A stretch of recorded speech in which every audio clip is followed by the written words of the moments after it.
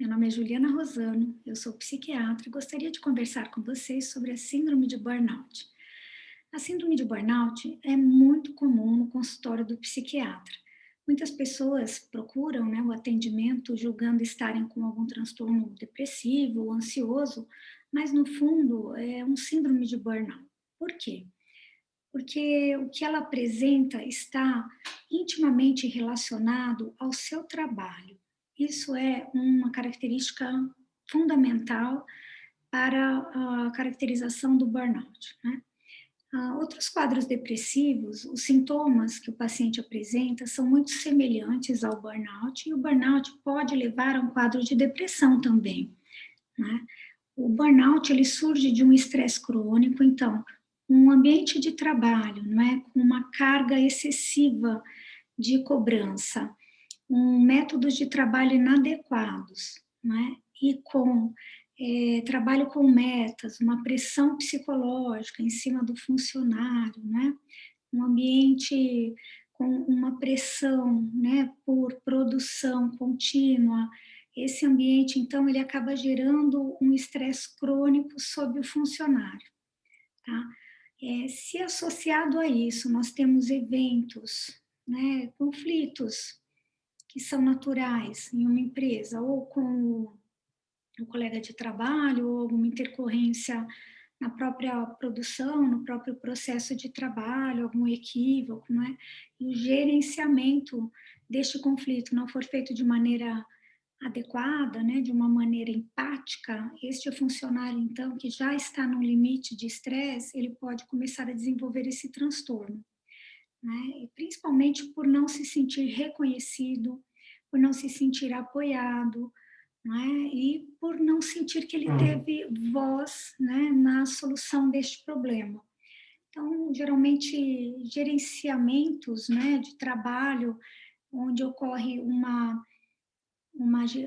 posicionamento vertical das esferas, com pouca escuta e com muito rigor, o burnout aparece com mais intensidade.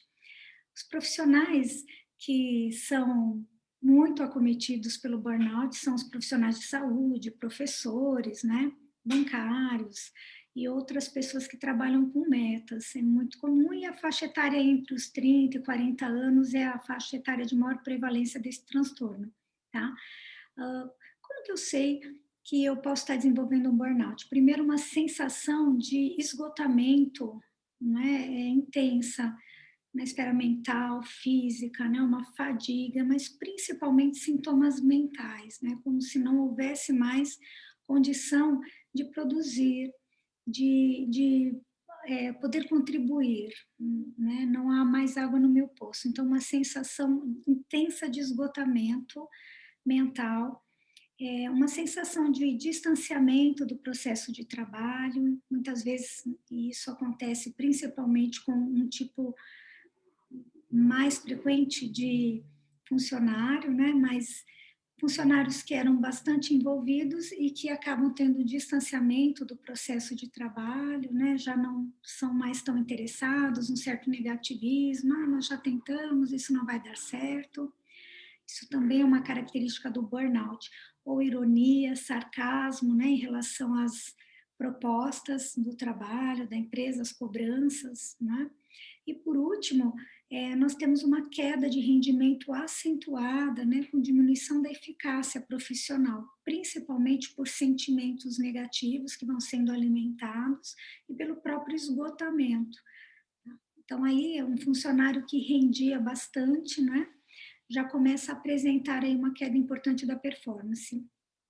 Existem algumas pessoas que estão mais sujeitas a desenvolver burnout, não só pelo tipo de trabalho, né, pela categoria profissional e características de trabalho com alta pressão, mas também características individuais, como, por exemplo, uma rigidez, né, de performance, que é aquele paciente, né, aquela pessoa que se cobra demais, que tem dificuldade em dizer não, mesmo diante de metas muito difíceis, que tem grande dificuldade em reconhecer as suas limitações, o seu cansaço, Então, pessoas que têm um nível de exigência psicológica muito grande, né?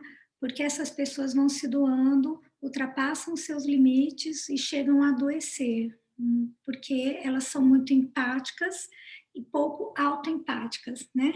Elas não têm muito autoempatia e dificuldade de colocar limite para preservar o próprio bem-estar. E neste processo acabam adoecendo com mais facilidade. Então, geralmente, o funcionário que faz o burnout é um funcionário que se dedicava demais, que era um funcionário de alta performance, que esperava, em contrapartida, que diante dos conflitos apresentados na empresa, ele receberia um apoio proporcional à sua doação. E quando isso não acontece, surge uma frustração muito grande e associado ao estresse que ele já vem vivendo, né? Que aí é uma pedrada no telhado rachado, surge então a síndrome de burnout. O tratamento do burnout é sim psicoterapia, né? Para que essa pessoa volte a se conectar consigo mesma, com as suas limitações, com as suas escolhas, aprenda uma nova forma de se posicionar no trabalho, né? De reconhecer os seus limites antes de adoecer. Então, isso é fundamental. A psicoterapia, ela precisa ser feita.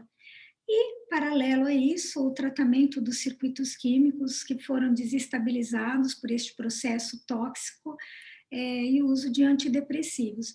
E por quê? Porque o burnout, ele pode caminhar para um quadro depressivo e muitas vezes é confundido com um quadro depressivo e a diferença aí é a contaminação nas esferas da vida.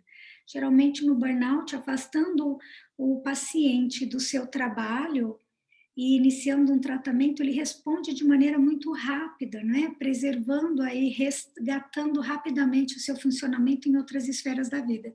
Mas quando ele começa a se aproximar novamente deste retorno ao trabalho, né, do gatilho, do seu adoecimento, ele volta a adoecer, volta a apresentar sintomas. Então fica bastante claro o foco do problema, diferente de um quadro depressivo, onde este paciente vai ter aí uma contaminação, né, de tristeza, desânimo, perda de concentração, fadiga, sentimentos de culpa, tanto quanto o burnout, mas mais disseminados em todos os aspectos da vida, né? Tirando ou não do trabalho, essa sensação de tristeza, de vazio, ela permanece e ela demora um pouco mais para melhorar.